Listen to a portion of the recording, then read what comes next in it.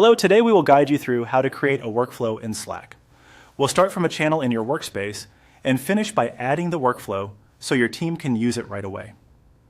Begin by opening the Slack channel where you want your automation to live.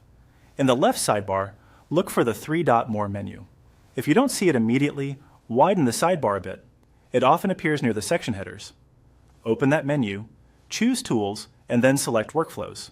This takes you to Slack's workflow area, where you can browse existing automations and create new ones for your team. From here, click Create Workflow to start fresh, or pick one of the sample templates displayed on the page. Templates are a great shortcut because they come with common steps pre-configured, and you can still customize them to fit your process. After you've chosen your starting point, click Setup. Use the on-screen arrow to move through the setup views. Each screen explains what the step does, such as capturing information from a form, posting a message to a channel, or sending a follow-up. Take a moment to review the options and confirm they match how your team works.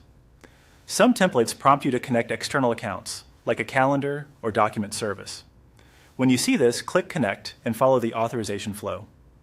Only approve the permissions that are required for the workflow to run, and keep in mind that your organization's admin settings may influence what you can connect. If your account is already connected, you can proceed without changes. When the setup looks good, click Publish Now.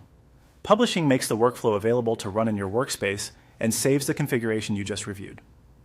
Slack will confirm the publish, after which you can click Done to return to the main view. To make the workflow easy to access for your team, head back to your home view in Slack. At the top, click the plus button to open the menu, then choose Workflow. This brings up a list of available workflows and templates. Select the sample or the one you just created and click Add. This step places the workflow where your teammates can find and use it, typically in the channel you started from. You're all set.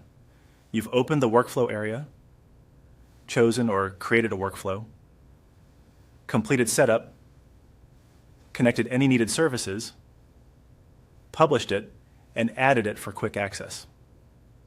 If you ever need to adjust it, return to Workflows from the Tools menu, make your edits, and publish again so everyone gets the latest version.